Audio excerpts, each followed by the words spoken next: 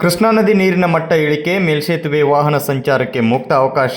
ಕಳೆದ ಕೆಲವು ದಿನಗಳಿಂದ ನಿರಂತರವಾಗಿ ಸುರಿದ ಮಳೆಯಿಂದಾಗಿ ಕೃಷ್ಣಾ ನದಿಯ ನೀರಿನ ಮಟ್ಟ ಏರಿಕೆಯಾಗಿದ್ದು, ಮೇಲ್ಸೇತುವೆ ಜಲಾವೃತವಾಗಿದ್ದರಿಂದ ಸಂಚಾರಕ್ಕೆ ತಾತ್ಕಾಲಿಕವಾಗಿ ನಿರ್ಬಂಧ ವಿಧಿಸಲಾಗಿತ್ತು.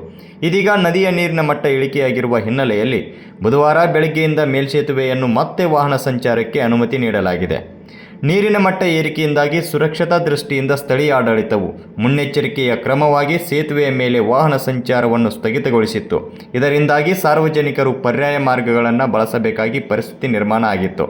ಆದರೆ ಇದೀಗ ನೀರಿನ ಹರಿವು ಸಾಮಾನ್ಯ ಸ್ಥಿತಿಗೆ ಮರಳುತ್ತಿರುವುದರಿಂದ ಹಾಗೂ ಅಪಾಯದ ಮಟ್ಟ ಕಡಿಮೆಯಾಗಿರುವುದರಿಂದ ಸಂಬಂಧಿಸಿದ ಅಧಿಕಾರಿಗಳು ಪರಿಶೀಲನೆ ನಡೆಸಿ ಸಂಚಾರಕ್ಕೆ ಅನುಮತಿ ನೀಡಿದ್ದಾರೆ.